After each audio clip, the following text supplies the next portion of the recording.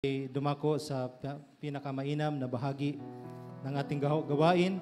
Hallelujah, na ating inaasam na ang pagpapala ng Diyos, hallelujah, ay patuloy natin na maranasan sa bawat araw ng ating mga buhay.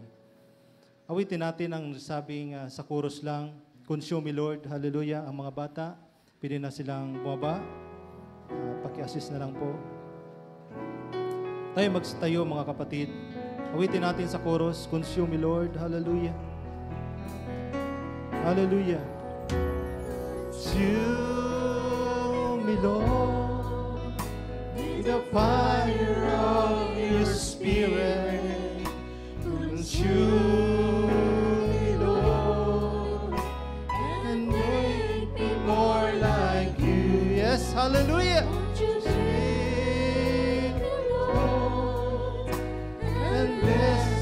Broken pieces of my life, let me be used. Yes, hallelujah. Lord, by you. Minsan pa, consume me, Lord, hallelujah. Consume me, Lord, by the fire of your Spirit. Yan ang aming desire sa umagang ito, hallelujah. To be more like you, Panginoon. Hallelujah. Make me more like you. Just make me, Lord, and bless the broken pieces of my life. Let me be used, Lord, by you. Minsan pa, hallelujah. Would you, Pastor Joe? Lord, with the fire of your Spirit, consume me, Lord, and make me more like you. Would you make me, Lord, and bless the broken pieces of my life.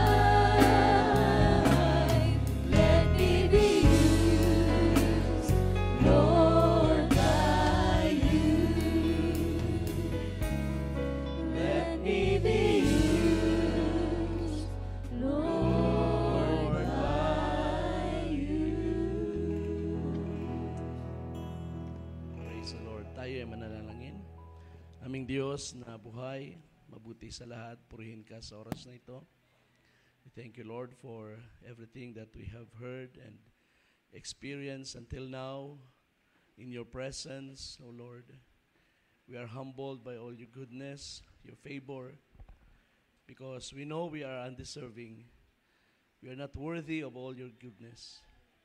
And yet, O Lord, ito ay pinagkaloob mo na masagana. You made it to abound sa buhay ng bawat isa. And so we honor you and give you praise in all these things. And I pray, O Lord, na ang iyong mga gawa sa aming buhay ay patuloy, Diyos, na pangyarihin mo, Panginoon, make them happen upang ikaw ay lalo naming papurihan at dakilain. Sa oras na ito, nais naming itaas sa iyo ang isang kahilingan ng aming kapatid, Sister Claire, para sa kaniyang loved one na si Raida Argulia na ngayon ay na mag-undergo ng biopsy dahil sa breast cancer. Lord, we pray na ikaw ay umabot sa kaniyang kalagayan ngayon, Panginoon. Saan man siya naroroon, I pray, O Lord, na ang iyong kamay na mahaba, ang iyong kamay na makapangyarihan ay iyong iunat upang magkaloob ng lunas, kagalingan at pag-asa ng buhay sa isang taong nangangailangan. At kung may mga dahilan man, O Diyos, ikaw ang lubos na nakakaalam, pawiin mo ang lahat, Panginoon. Sa krus ng Kalbaryo, iyong pinatawad ang sala ng lahat ng buong sanglibutan. Aking dalangin na gayon din ang iyong gawin sa kaluluwang ito upang maranasan niya ang lunas at maranasan niya ang iyong paggawa sa kanyang buhay. Purihin ka. At sa amin, O Diyos, na humuling haharap sa iyong salita, aming dalangin ngayon, ang paggawa ng iyong banal na Espiritu. Mangusap ka at magturo, at muli magbuhos ng kalakasan mula sa iyong trono, ayon sa pangangailangan ng iyong mga anak. Ito ang aming dalangin sa iyo sa pangalan ng Panginoong Kristo Jesus. Amen and amen. Ating palapakan ng Panginoon. Praise the Lord. Tayo po makakaupo mga kapatid. Magandang umaga sa lahat. At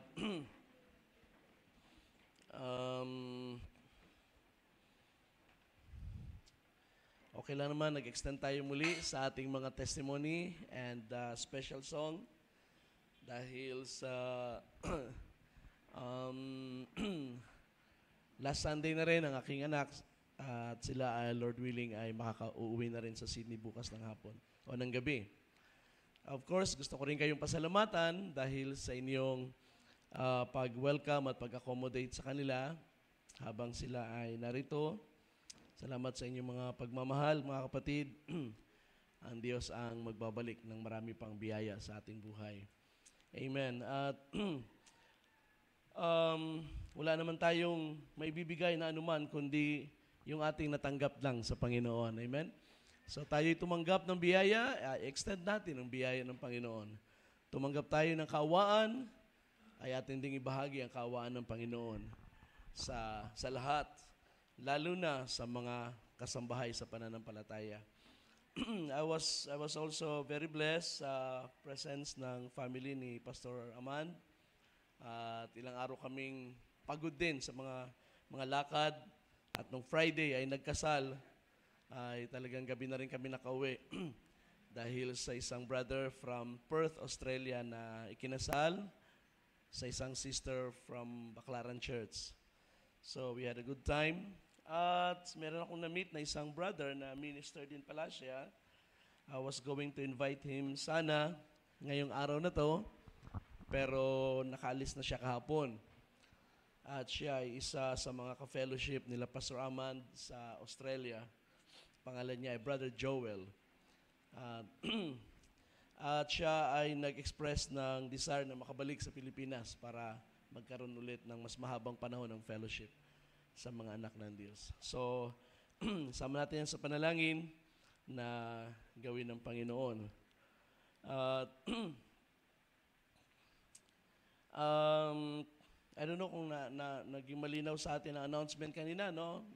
Meron tayong pinaplanong fellowship sa December. Sana ay pagkaloob din ng Panginoon. So, manalangin kayo dahil probably ay tayo ang laging mag-host ng fellowship. It's about time na tayo naman ang mag-shoulder ng responsibility na ito for many, many years. I think more than 20 years. Yan ay burden at responsibility ng mga churches sa Cavite. Pero dahil sa ilang mga changes na nangyayari, ay kailangan nating mag-assume ng ganitong responsibility. So, let's pray for this. At naway pagkaloob ng Panginoon na makakita tayo ng venue na ma-afford natin para sa 2 days na fellowship. Ang ating mga kapatiran, at least yung mga manggagawa na nasa Bicol ay babiyahe rin yon, pupunta rito sa December para sa fellowship. At nagpaplano rin sila na magkaroon ng parang maliit na reunion ng mga kabatch nila sa ministry. So, yun ay isang bagay na pinaplano nila at nawa ibigay rin ng Panginoon na ito ay pangyarihin niya para sa mas maganda pang fellowship natin sa isa't isa. And of course, sa next weekend ay bibiyahe tayo kami ng ilang kasama ko para sa mission work. Pray for us for God's provision. At ang gawain sa Del Gallego ay kasama sa aming pupuntahan dahil nag-request siya na madalaw din at madaanan. So, sama niyo po sa panalangin ng mga bagay na yan. Amen. Alright, so, samahan niyo ko sa pagbabasa ng ating teksto sa ikalawang sulat ni John. Ating basahin ang verses 1 hanggang 4 para sa ating teksto. 2 John verses 1 hanggang 4. the elder to the chosen lady and her children, whom I love in truth, and not only I, but also all who know the truth, because of the truth which remains in us and will be with us forever. Grace, mercy, and peace will be with us from God the Father and from the from Jesus Christ, the Son of the Father, in truth and love. I was overjoyed to find some of your children walking in truth, just as we have received a commandment to do from the Father. Amen. Ang lahat yung magsabing amen. All right, so I want to give you a message mula dito sa sulat ni John. It is a word of exhortation. Tatawagin natin itong walking in the truth.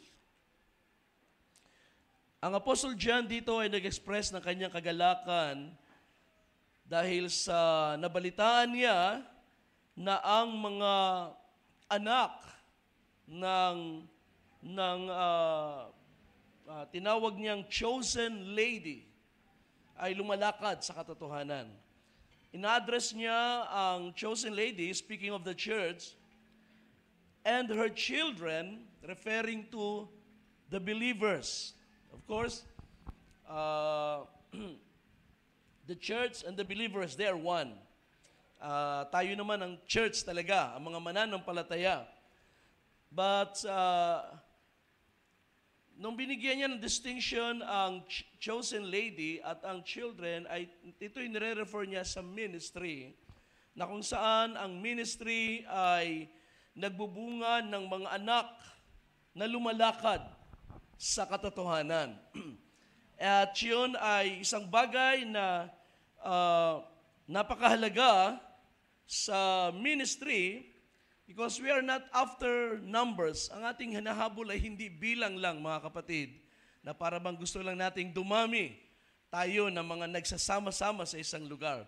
Ang talagang objective dito ay ang mga tao ay makakilala sa katotohanan. At pagkatapos makilala ang katotohanan, ay maging way of life ang paglakad sa katotohanan. Okay? So ang salita ditong walk in the truth, ito'y nagsisignify ng buhay ng mga mananampalataya na lumalakad ayon sa mga aral, sa mga tamang aral. Ang buhay na ipinaglalaban, iniingatan, pinahahalagahan ang katotohanan.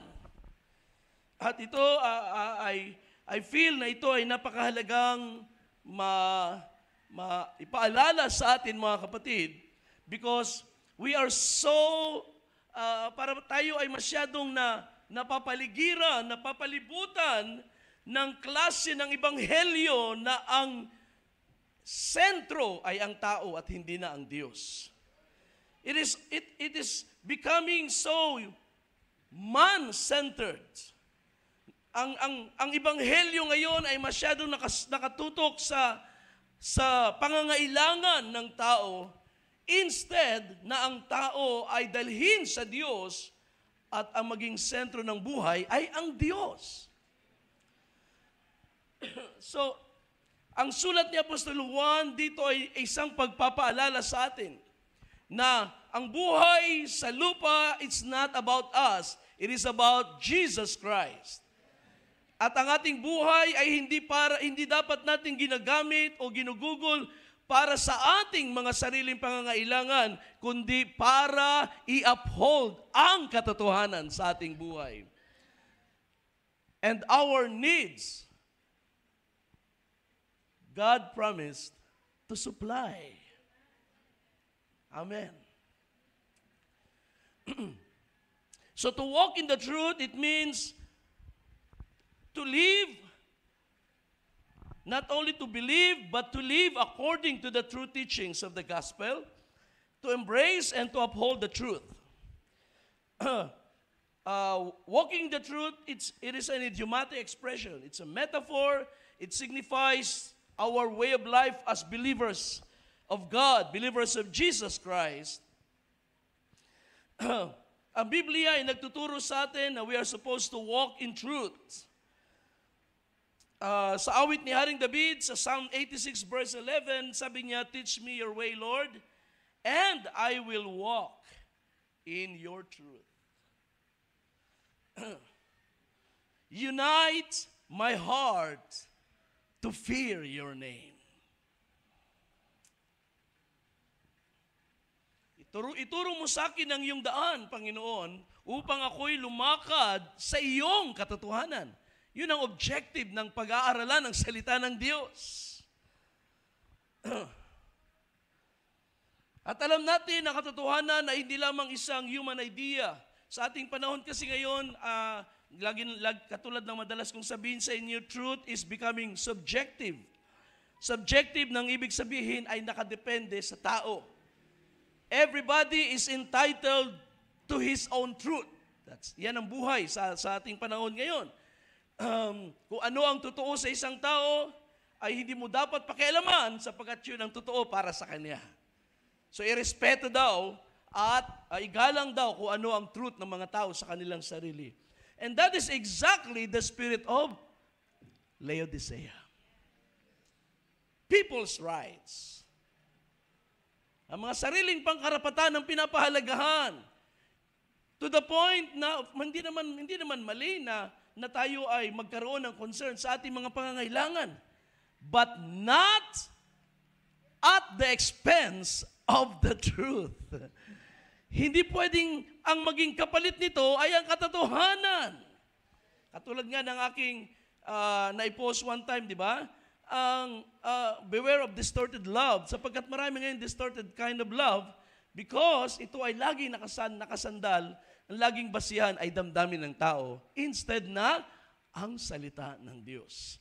Ang tunay na pag-ibig ay may boundaries, mga kapatid. And we will find it later sa ating paksa ngayon. May boundaries. Ang pag-ibig, hindi ito basta naramdaman mo lang ay okay na. Sometimes ang ating mga nararamdaman ay hindi nagsasabi ng tama or hindi nagre-reflect ng truth. Kaya, beware of your feelings.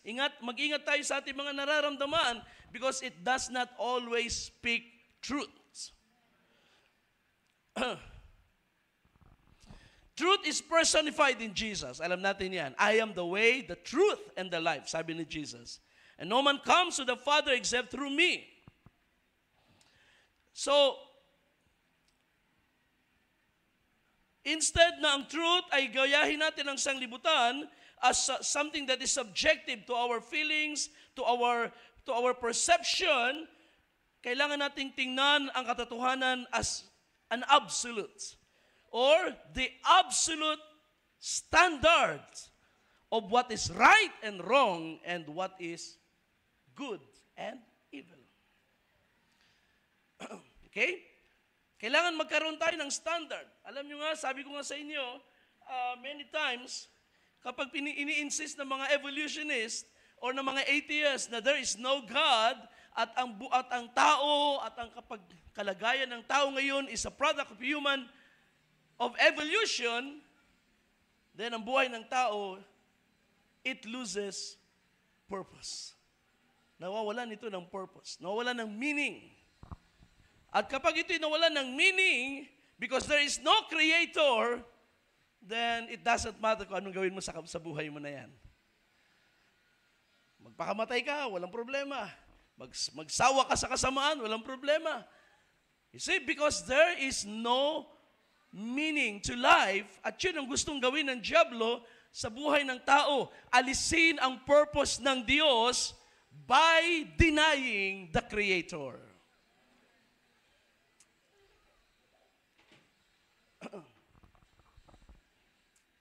Alam niyo ba na ang Biblia,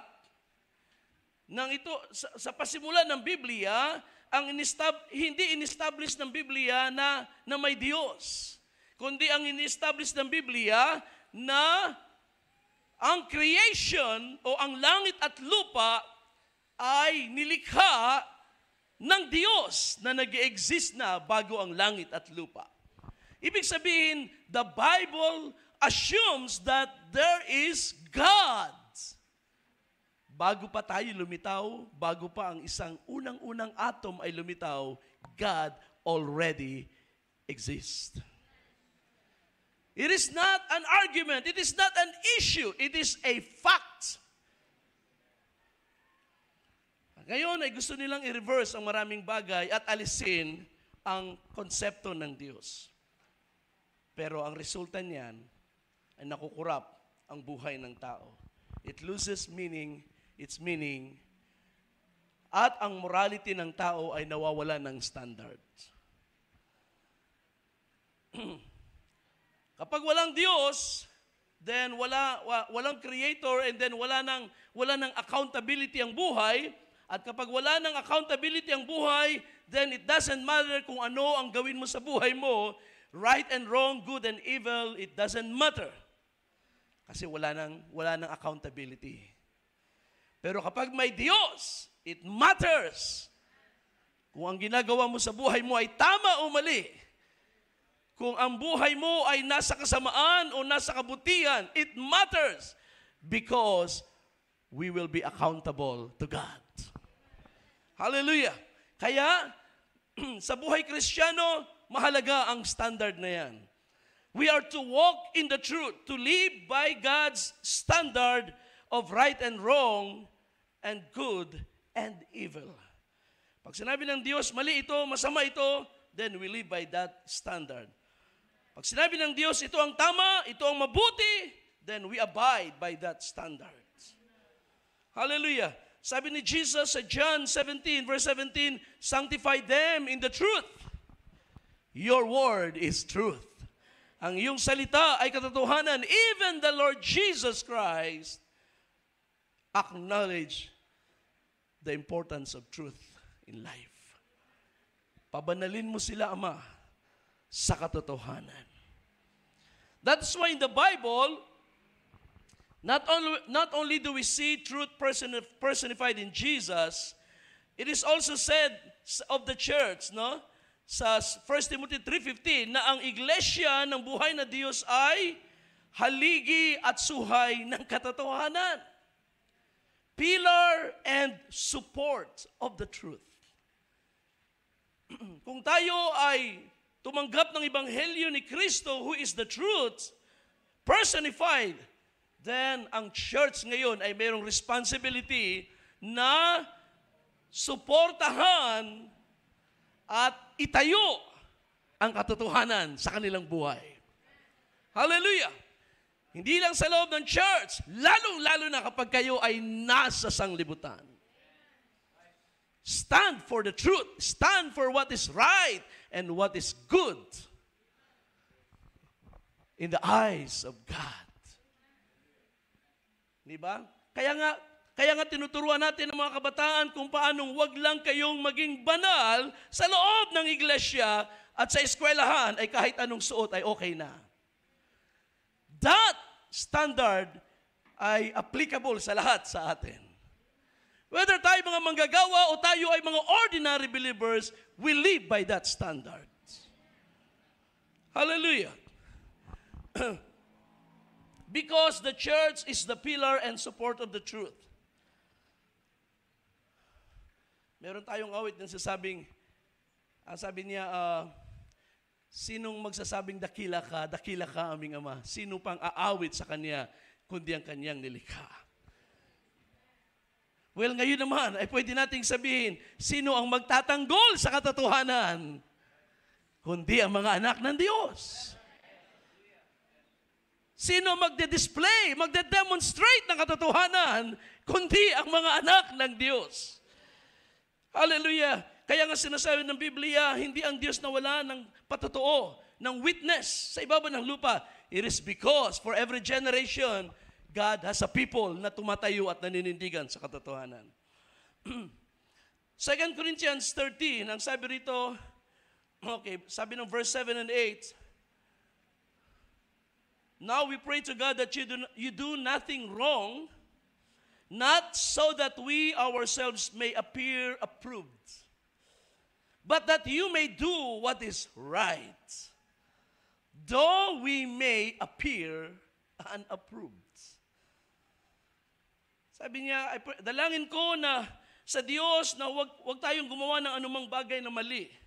Hindi para tayo ay maging katanggap-tanggap sa paningin ng mga tao, kundi upang gawin kung ano yung tama. Amen?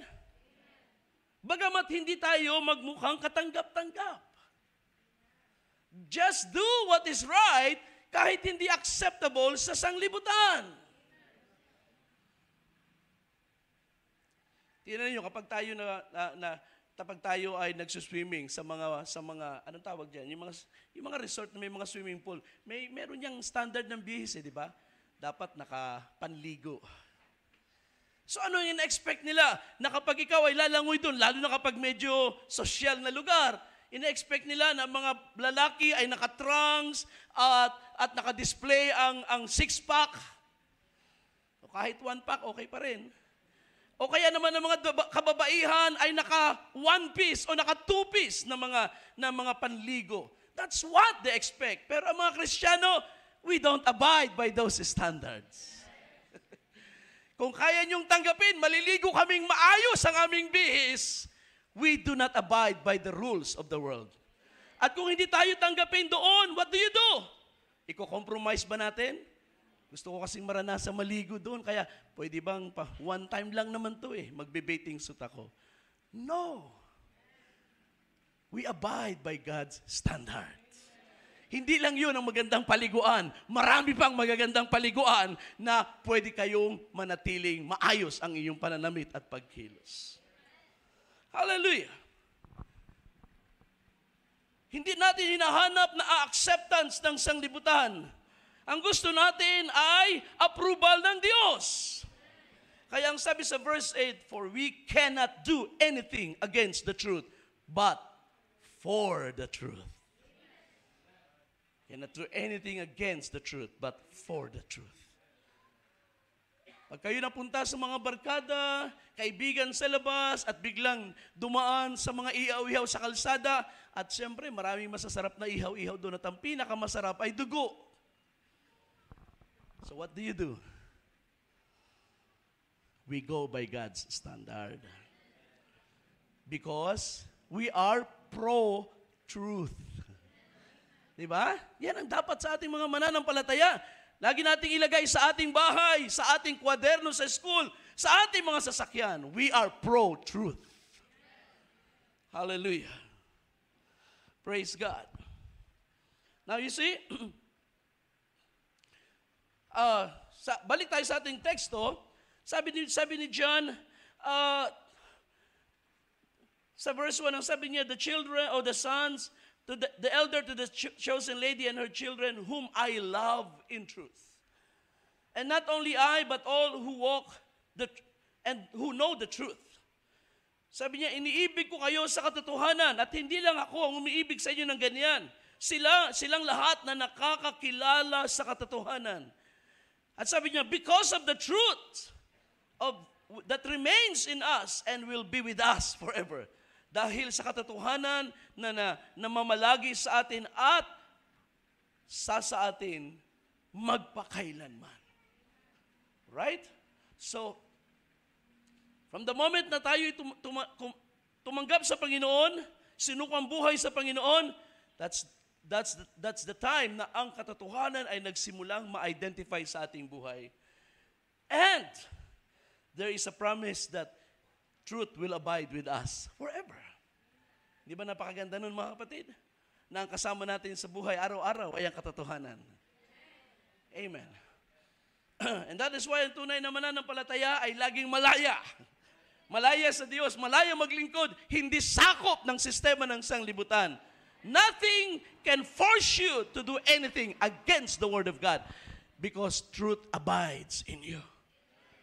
Ang katotohanan ay namamalagi sa buhay mo. Kaya sabi ni John, I was overjoyed when brothers and sisters testified to your truth. You can read that in sa ikatlong sulat, ikatlong sulat ni John in verse 3 and 4, I was overjoyed when brothers came and testified to your truth, or ibig sabihin, to the truth that is in you. That is a better translation. How you are walking in truth.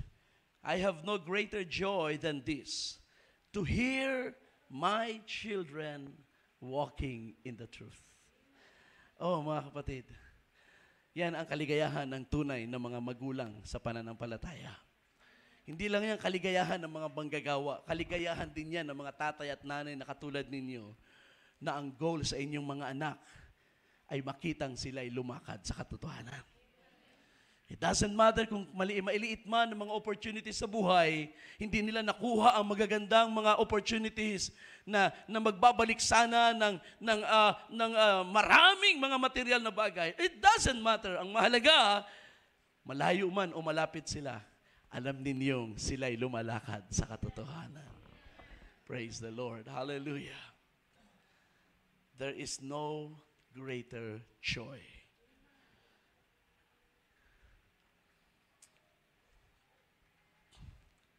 Kaya, sa sulat ni John, ay kanyang inappreciate ang iglesia at ang mga anak. Sabi niya na mahal niya sa katotohanan. And in the same way, ay ganun din ang kanyang sinabi, I was overjoyed na makita, na marinig ang mga anak ay lumalakad sa katotohanan. And that is why ang sulat niya ay nagpaglalatag ito ng mga sabihin natin guidelines kung paano lumakad sa katotohanan at kung paano manatili ang paglakad sa katotohanan. Of course, tayong lahat ngayon ay meron ng tinanggap na truth. But how do we preserve the truth? Paano natin ito maingatan sa ating buhay? At paano tayo makakapamuhay in such a way na hindi lang tayo nasa katotohanan sa pasimula, kundi hanggang sa dulo. It is true na ang ating kaligtasan ay nakadepende sa Diyos. Subalit, mahalaga ang ating sabihin nating participation sa mga ginagawa ng Diyos sa ating buhay. And that is why there are commandments, instructions, or guidelines kung paano nating maingatan ang truth at hindi ito mawala sa atin. Alala ko ulit yung isang Proverbs na nagsasabing, buy the truth and do not sell it. Bumili ka ng katotohanan. Bilhin mo ang katotohanan. Meaning, pag nasumpungan mo ang truth, make it your goal na ito ay ma-acquire mo sa buhay mo. Makuha mo. Maging possession mo ang truth. At kapag ito ay na-possess mo, na-claim mo, binili mo ito, in other words, may mga bagay kang kailangan bitawan, i-give up, para makuha mo at ma-claim ang truth. Then, don't sell it. Huwag mo yang ipagbili. In other words, huwag mo yang i-give up. Dumaan ka man sa kahirapan, huwag mong ipagbili ang katotohanan. Dumaan ka man sa pressure sa mga kaibigan at mga tao sa paligid mo, hawakan mong mabuti ang katotohanan at huwag mo itong bibitawan. That is good advice, mga kapatid. And that's why si John ay meron din ganoong kaisipan at gusto niyang bigyan ng patnubay, ng guidelines ang kanyang mga anak kung paanong sila ay huwag malayo sa katotohanan at manatiling lumalakad sa katotohanan. Ang unang bagay na ipinakita niya rito ay dito sa verse 5 and 6. Simulan ko ulit sa verse 4. Sabi niya, I was overjoyed to find some of your children walking in the truth, just as we have received a commandment to do from the Father. Ang ibig sabihin ni John,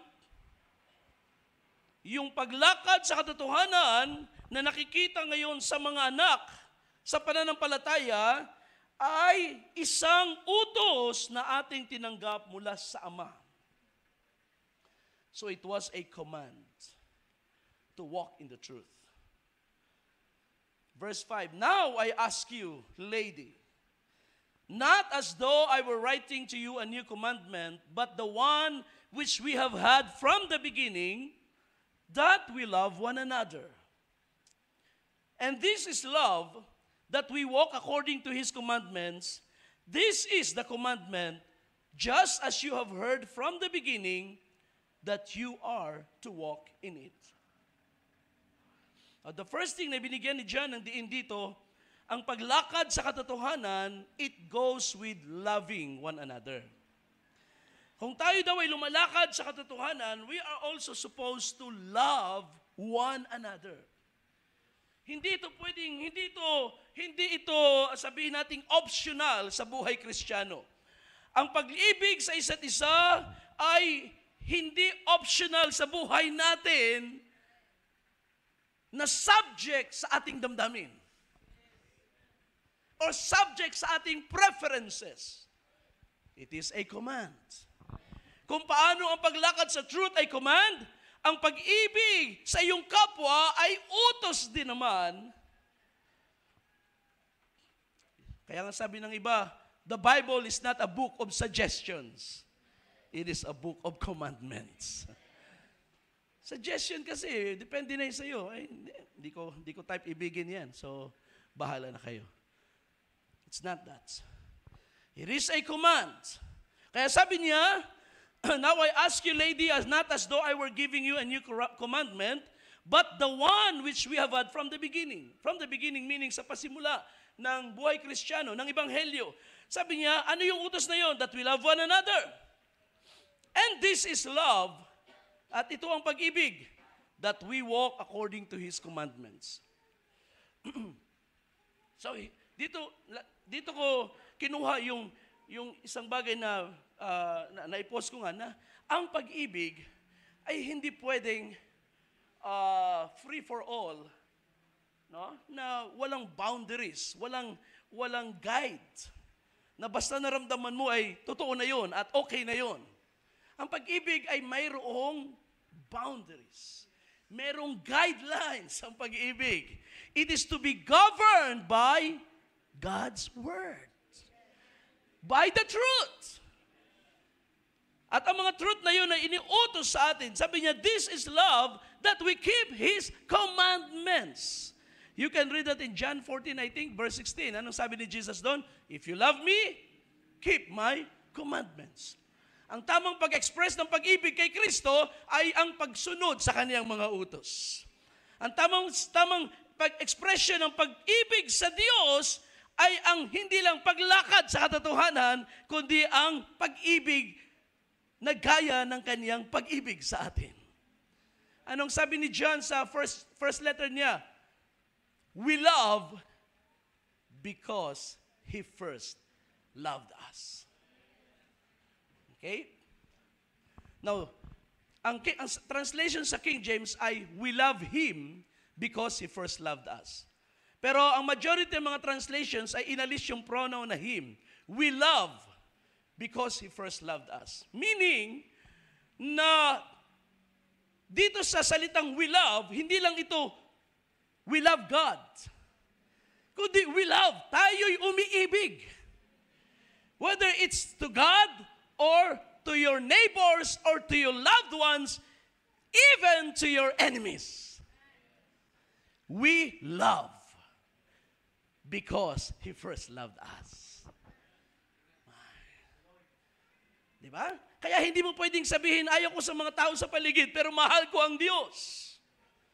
Ang mahalaga ay mahal ko ang Diyos sapagkat Siyang unang umibig sa akin. Alam niyo, that is the selfish kind of love, sapagkat that is the way the world expresses their love. Ang mahal nila ay yung umiibig lang sa kanila. Diba? Sabi ni Jesus, pag kayo ay naghanda, huwag niyo lang imbitahan yung mga nag-iimbita rin sa inyo.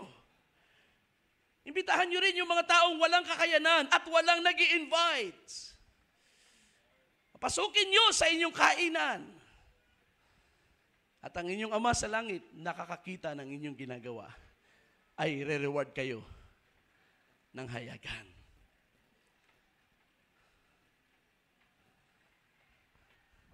Which means, na ang pag-ibig na tinuturo ni Kristo sa atin ay hindi pag-ibig because of gain, kundi just love as God loved us.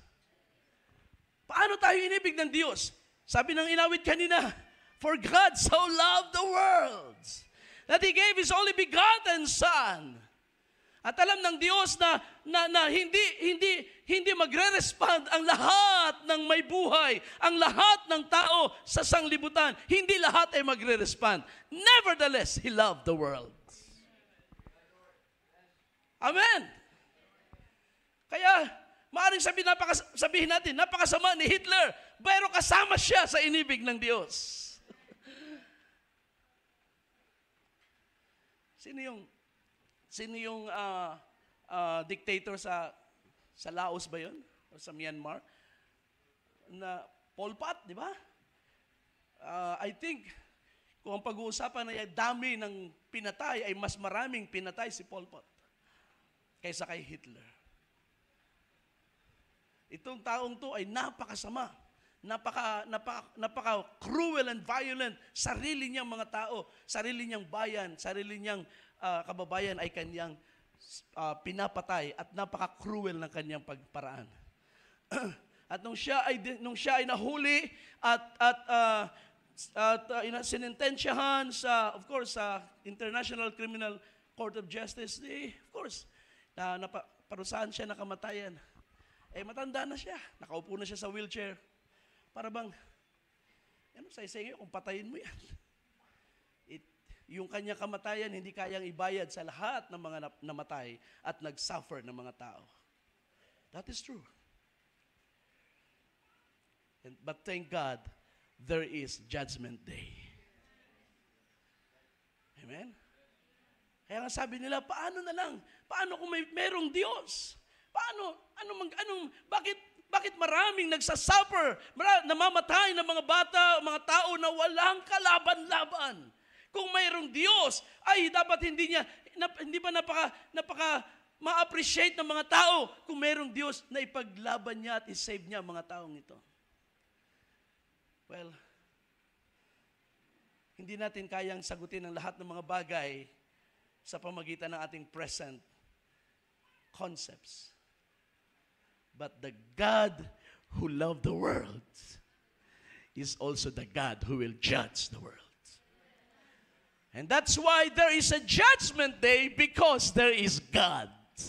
There is a righteous God, there is a holy God, and there is a loving God. Hallelujah! Na bagamat alam niyang hindi tatanggapin ng mga marami ang kanyang pag-ibig, and yet, ibinigay niya ito sa krus. At sabi ng Biblia, si Jesus ay namatay para sa lahat ng mga makasalanan. We cannot deny the truth. And that is why we love. At kung tayo iibig dahil tayo minahal ng Diyos, gaya ng pag-ibig ng Diyos sa atin, then ang pag-ibig sa atin ay hindi dapat conditional or selective. At namimili lang ng taong gusto nating ibigin. And that is why Jesus, kailangan dang i-point ng Panginoon, love even your enemies. That is true, mga kapatid. Ano ang cure sa mga offenses? Ano ang cure sa mga violations ng ating ng ating sabihin natin ng ating person? Pag tayo na-offend, nasaktan, tayo ay sabihin natin na apakan or na violate tayo in whatever way. Ano ang cure ng Diyos sa mga bagay na yan? God has justice. Pero bago ng Diyos ipataw ang kanyang justice, mas gusto muna ng Diyos express ang kanyang pag-ibig. That's why sabi ng prophet, before God send His judgment, God sends a warning. Warning before judgment.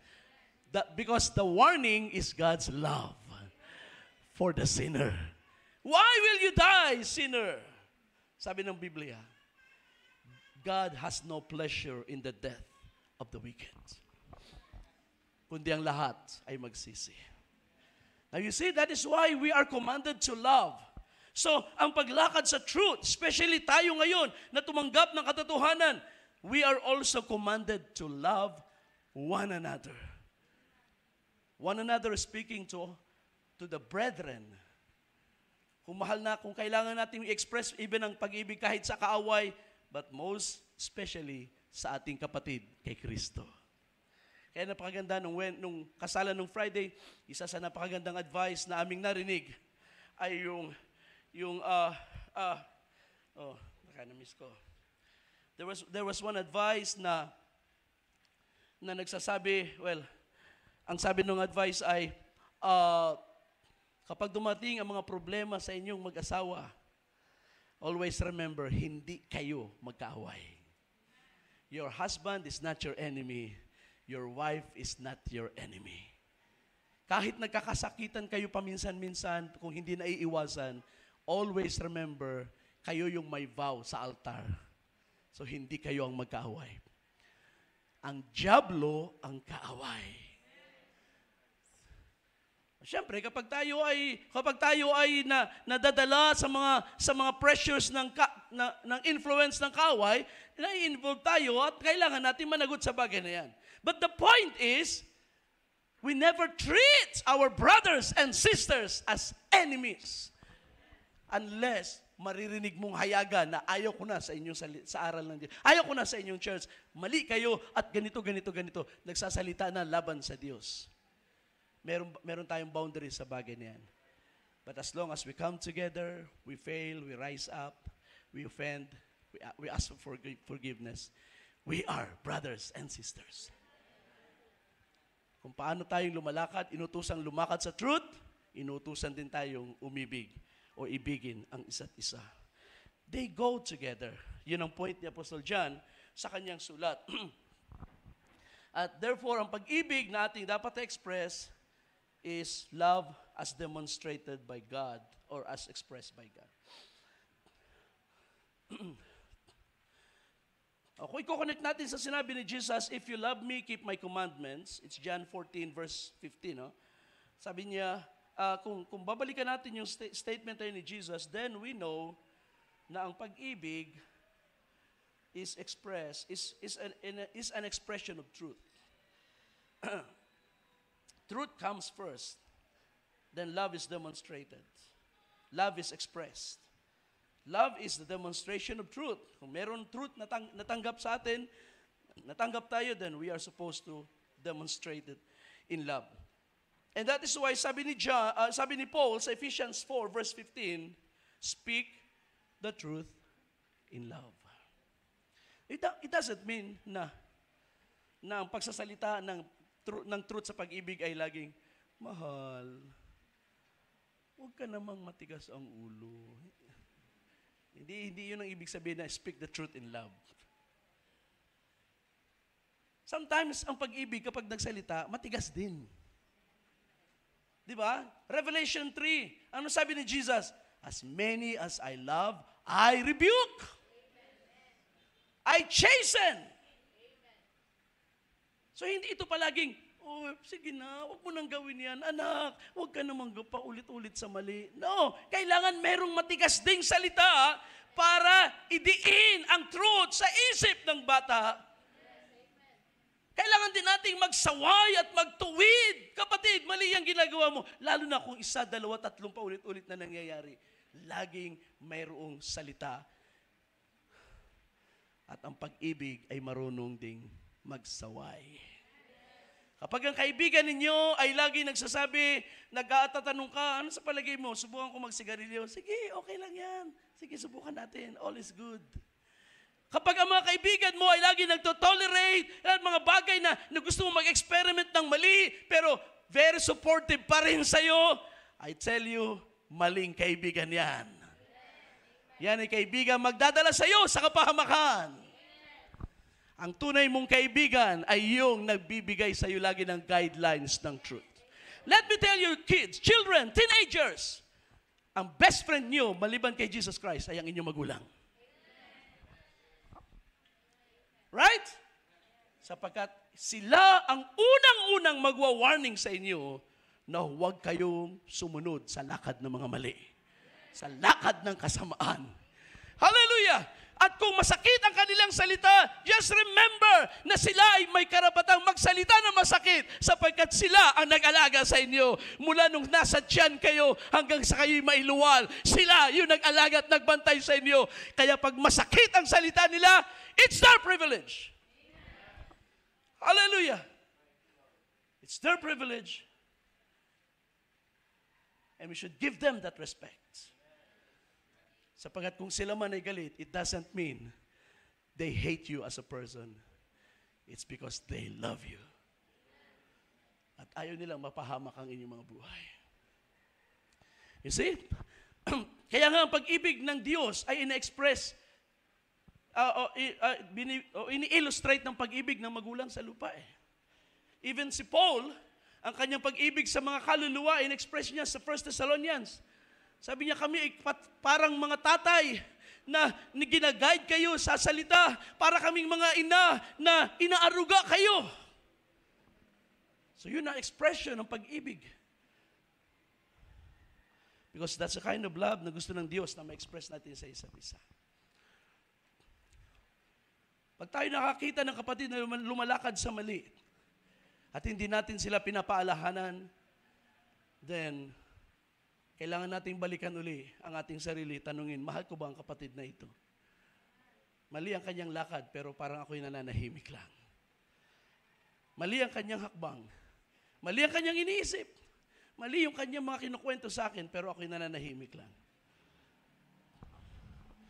Kaya sabi ni John, we are to love in truth. Kailangan tayong umibig sa katotohanan. Ibig sabihin, na ang pag-ibig natin, ang guideline, ang motivating factor ay ang katotohanan. Love in truth. Can we do that, brothers and sisters? May God help us. Na yan ang ating maging practice sa bawat araw. Pangalawang bagay na kanyang binigyang diin ay ang paglakad sa katotohanan ay dapat may kasamang pagbabantay sa ating sarili. Sabi ng verse 7, for many deceivers have gone out into the world, those who do not acknowledge Jesus Christ as coming in the flesh. This is the deceiver and the antichrist. Watch yourselves, that you do not lose what we have accomplished, but that you may receive a full reward. So marami daw mga mandaraya na ngayon ay naglipana sa sanglibutan, at isa sa mga mandaraya na ito dinescribe niya rito. Sila na hindi kumikilala kay Jesucristo na naparito ayon sa laman. So this has something to do with doctrine. May mga pagtuturo sa panahon ni John na nagsasabing si Jesus ay hindi talaga flesh and blood during that time. And that is why ang resurrection, hindi siya talagang namatay, at yung kanyang resurrection, it's not the real thing. No? So they wanted to interpret it in a different light.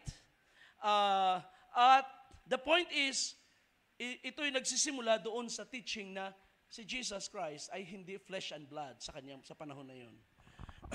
At so yun ay pinamalian ng mga apostles, at pinamalian ni John dito, at tinawag niya na ang mga ito ay mga mandaraya at mga antikristo.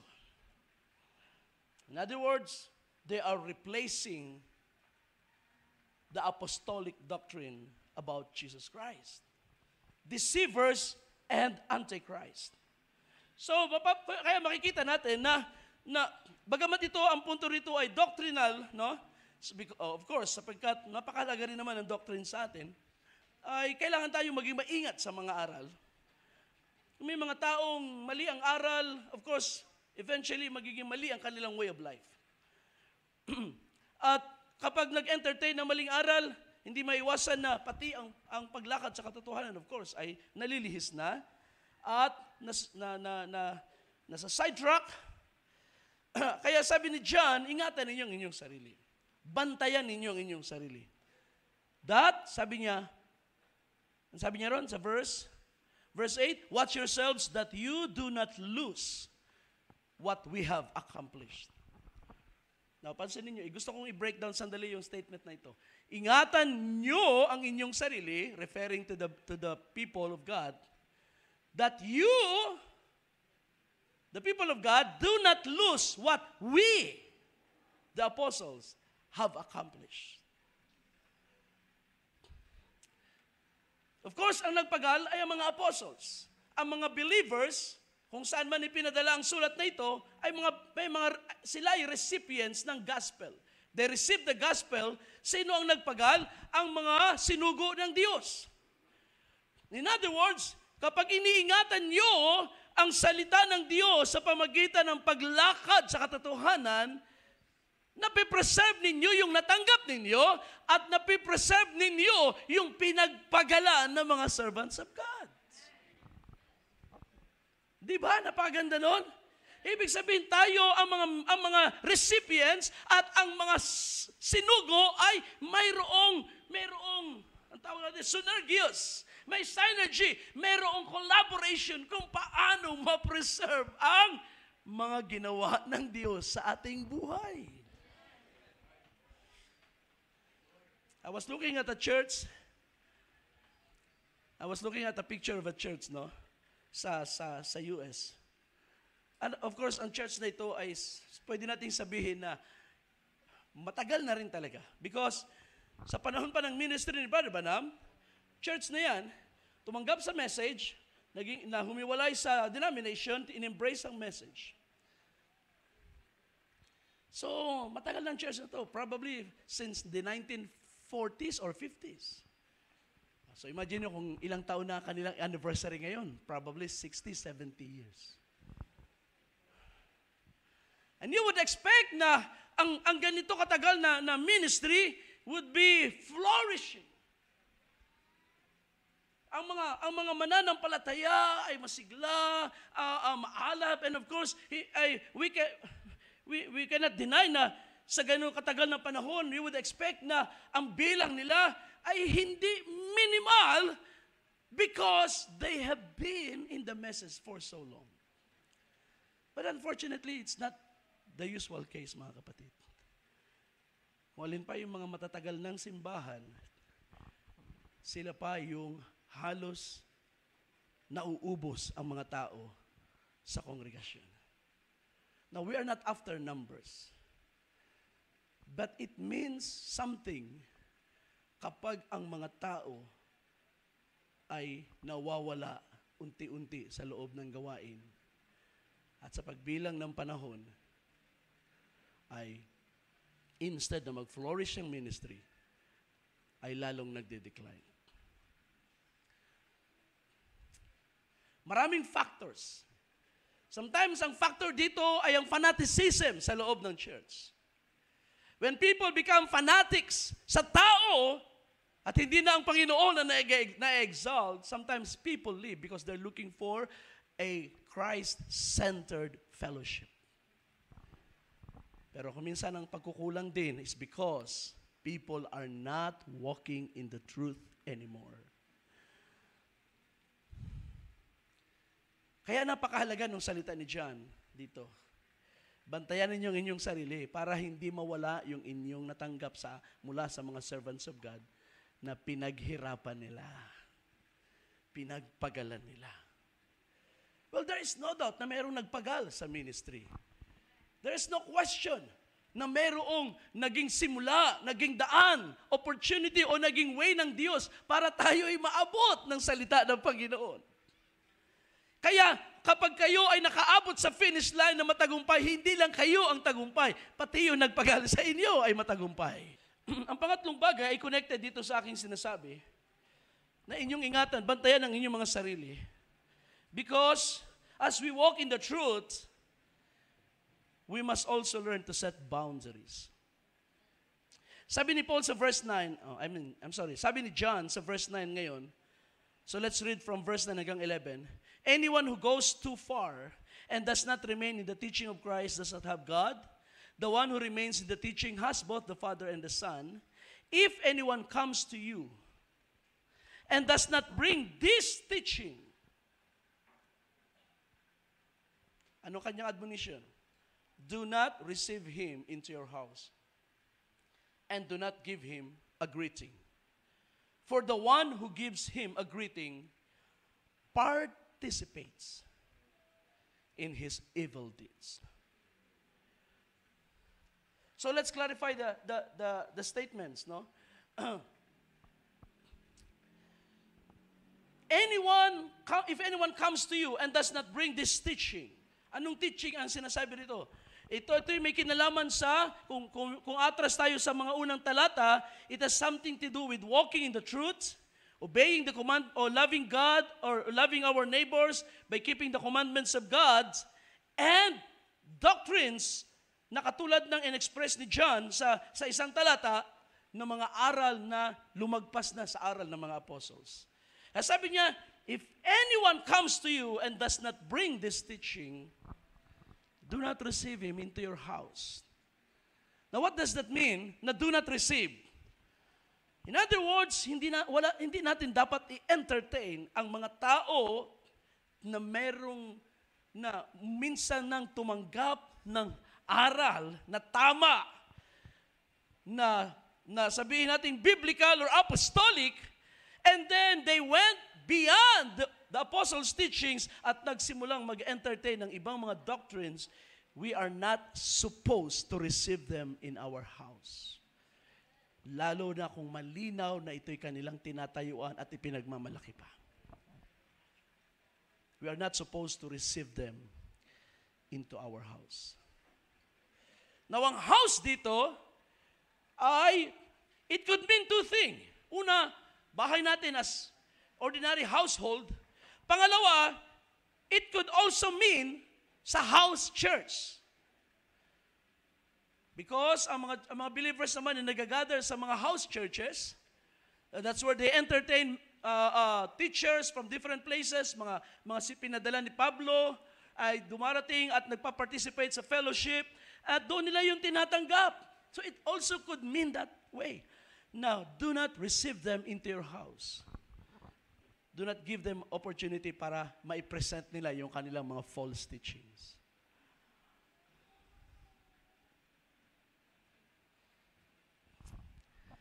Anong reason? For the one who gives him a greeting participates in his evil deeds. In other words, pwede tayo maging guilty by participation.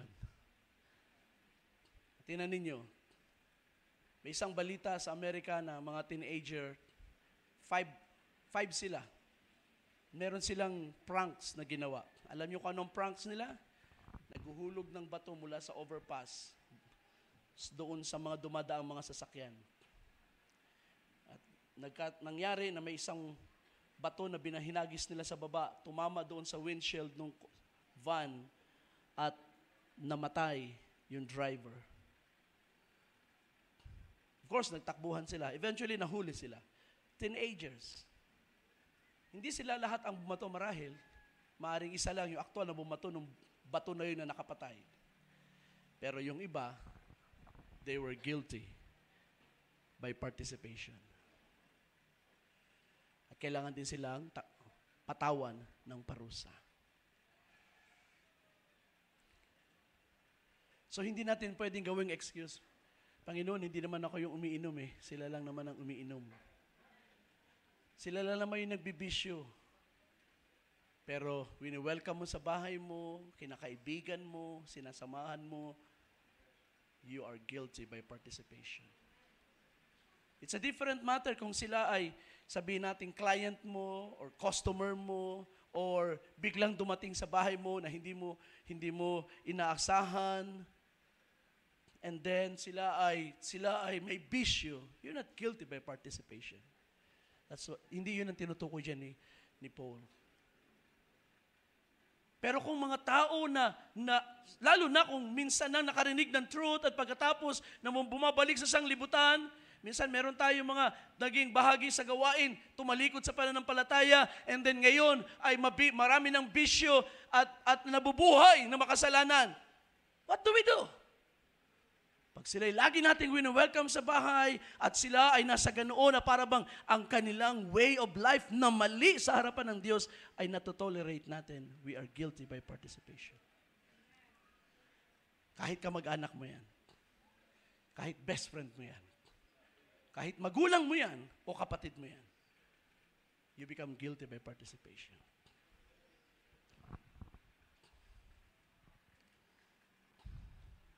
Kaya nga, as we walk in the truth, we must learn to set boundaries. Paano tayo magsaset ng boundaries? The good thing is, hindi na natin kailangang mag-create ng mga guidelines. The Word of God already has guidelines. Paano tayo mag-set ng boundaries sa ating buhay? At ang Biblia ay maraming malinaw na guidelines. So let me give you a few things, mga kapatid. 1 Timothy 1, verse 3 and 4. Sabi rito, just as I urge you upon my departure to Macedonia to remain at Ephesus so that you will instruct certain people not to teach strange doctrines. So napakalinaw ng boundary ni Paul. Sabihan mo yung mga preacher, don't teach strange doctrine, nor to pay attention to myths and endless genealogies which give rise to useless speculations, rather than advance the plan of God, which is by faith. So I urge you now. 2 Corinthians 6, verse 14, do not be mismatched with unbelievers, for what do righteousness and lawlessness share together? Or what does light have in common with darkness? Hindi ba yan yung malinaw ng mga boundaries, mga kapatid? Huwag kayo makipamatok sa hindi mananampalataya. 1 John 2:15, do not love the world. It's a clear boundary. Neither the things that are in the world. Ano yun? The love of the lust, the pride of life,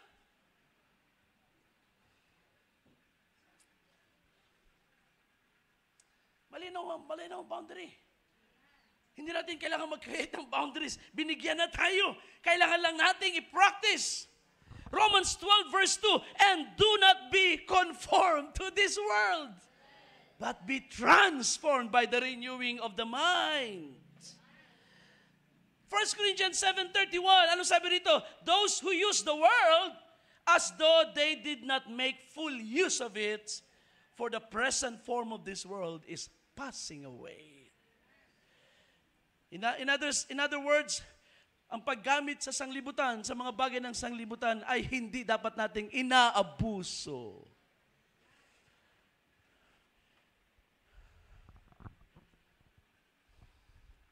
Ephesians chapter 5 verse 11, do not participate in the useless deeds of darkness, instead expose them. Nakita nyo, hindi tayo kailangan mag-invent ng boundaries. Speaking of, sabi natin, sa mga buhok ng mga kababaihan, malinaw din naman ang boundaries ng Biblia. Anong sabi ng Biblia? Sabi ng 1 Corinthians 11, hindi ba nakikita natin pag ang lalaki mahaba ang buhok, ay ito'y nakahiya-hiya sa kanya. Pero kapag ang babae ay merong mahabang buhok, ito'y kaluwalhatian sa kanya, sapagkat ginawan siya ng Diyos na mahabang buhok para maging pantakip niya. Ano pang ating question doon? Malinaw na yung boundaries. Don't go beyond these boundaries, mga kapatid.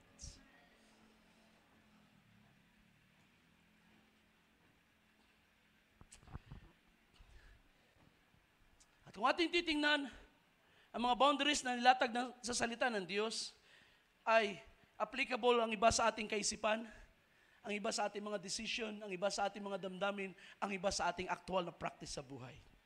So from the inside to outside, God has set those boundaries. At alam niyo ba, kung kayo ay naligtas sa biyaya ng Diyos at nabubuhay sa biyaya ng Diyos, mas masagaan ang biyaya ng Diyos sa inyo, mas dapat tayo maging masunurin sa kalooban ng Diyos. Amen. Mas malinaw sa inyo ang biyaya ng Diyos, ay mas dapat tayo maging masunurin sa mga utos ng Panginoon. Hallelujah! Glory to God. That is why, mga kapatid, ang sulat ni John ay napakahalaga sa atin. Ang lumalakad sa katotohanan ay dapat ding matutong umibig sa kanyang kapwa na gaya ng pag-ibig ng Diyos sa atin. Matutong magbantay ng kanilang buhay at matutong maglagay ng limits sa ating mga pagkilos so that God will be glorified. At ang ating paglakad ay hindi malilihis. Let me tell you this, mga kapatid, this is not a new commandment. Hindi ito bagong utos, hindi ito bagong instructions. Ang way of life na ito na tinuro ni John dito, ang paglakad sa katotohanan ay matagal ng practice ng mga tunay na mananampalataya. Ito ay pinractice ni Jesus, ito ay pinamuhay ng mga apostles at ng unang iglesia. Tayo ay nasa huling bahagi lang ng panahon ng kasaysayan. Ang ating ginagawa ay ipinagpapatuloy lang natin yung nasimulan sa panahon nila. At ating ipinagpapatuloy yung natigil. Paano natigil? Sapagkat dumating ang iglesia sa kasaysayan na nakulong siya sa mga aral ng tao at dumating ang mensahero na naglalabas sa atin sa mga maling aral. Ibinabalik tayo sa katotohanan. And that's why we thank God for a message na dumating sa ating panahon. Kaya nung narinig natin nung Wednesday, anong ginawa? Ipinihit ang ating mga puso pabalik sa mga magulang, which is our apostolic fathers in the faith. Ang hindi mananatili o ang hindi makakalakad sa katotohanan ay ang mga simbahan na hanggang ngayon ay nananatili sa loob ng sistema at namimiss nila ang mensaheng nagsasauli sa kanila sa tunay na aral. Pero tayo na nakarinig na niyan, then it's our responsibility to walk in the truth.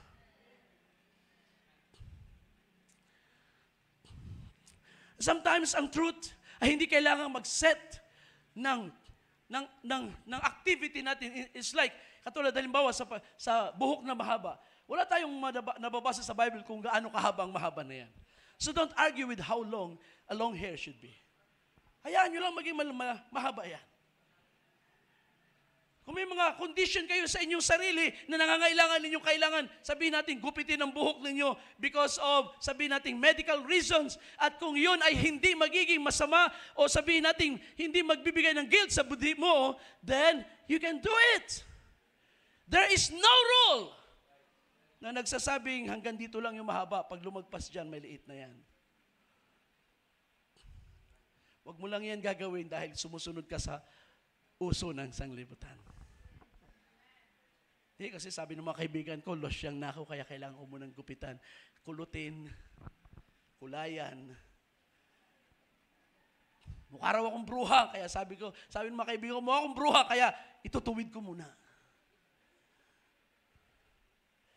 Those are vain reasons. Useless reasons. Do it. Dahil yan ang dikta ng konsensya ng Diyos. Ng Diyos sa konsensya mo. The same goes with our dressings. Of course, walang matutuwa sa atin dito kapag mayroong brother na biglang dumating. Mukhang sister. Nakapalda, etc.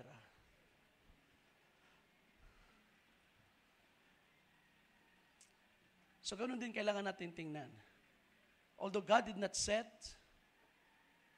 kung anong style ng damit ang kailangan nating isuot palagi. The Bible is just clear. Huwag nating isuot ang panglalaki, sisters, at brothers, huwag nating isuot ang pangbabae. Then let's be clear on that. Pangalawa is the holiness of God. Na ang pagbibihis ay ginawa ng Diyos sa unang nagkasala sa halamanan ng Eden para huwag makita ang kanilang kahubaran. So let it be. I-practice natin kung ano yung mag-e-exalt sa katwiran ng Diyos, sa kabanalan ng Diyos. Even ang Bible hindi nagsabi na huwag na kayo makipagkaibigan sa mga unbelievers. Pero si Paul ay merong sinulat na huwag ninyong pakisamahan yung mga nagsasabing kapatid, pero nagbibisyo. Kapatid, pero matigas ang ulo, nagpa-practice ng mga worldly activities. Sabi niya, huwag ninyong pakisamahan. Nahulog sa kasalanan, okay yan. Patawarin, humingi ng tawad, patawarin, ibalik sa fellowship. Pero nagmamatigas ang ulo at nananatili sa kasalanan, iwasan ninyo. Huwag pakisamahan. Kaya ang isang kapatid na ayaw bumitaw sa kanyang bisyo ng pagsusugal, ano kailangan natin gawin? Dinamayan natin, ipinanalangin, sinuportahan, bini-encourage, inaalalayan, financially inaalalayan. Pero sa kabila nun, patuloy sa kanyang bisyo at nagpapaalipin at sumisira na ng ating testimony. Bitawan. Sapagkat hindi tayo dapat maging participant sa kanyang mga kasalanan. You see, the Bible is very clear sa mga bagay na ito, mga kapatid. The point of the matter is, lumakad tayo sa katotohanan. Walang ibang daan na lalakaran natin. Jesus is the way, the truth, and the life to God. Siya ang daan, ibinigay niya sa atin ang paglakad. Lumakad tayo sa truth, express ninyong pag-ibig, genuine na pag-ibig, lalong-lalo na sa mga kapatiran.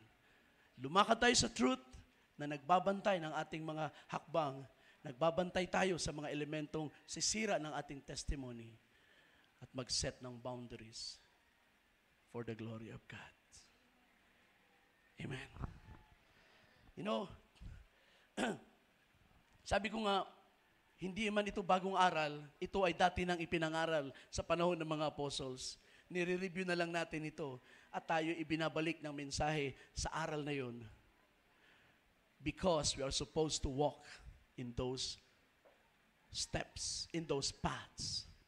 Alam niyo ba na sa Book of Acts, ang tawag sa fellowship ng mga mananampalataya ay the way. Ang daan.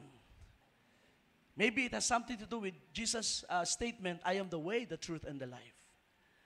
Pero yan ang isa sa terminology. Bukod sa salitang Kristiyano, ang tawag sa faith nila ay the way, ang daan. So it's good to know na tayo ay nasa tamang daan. Sa apostolikong daan. Amen? Sa aral ng mga propeta at ng mga apostol. Because there is no other way, there is only one way patungo sa Diyos.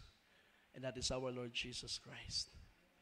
This is the standard for our life. Kaya purihin ng Panginoon, mga kapatid, sa umagang ito. Ating palapakan ng Panginoon. Tumay tayong lahat, mga kapatid. Let's not prolong.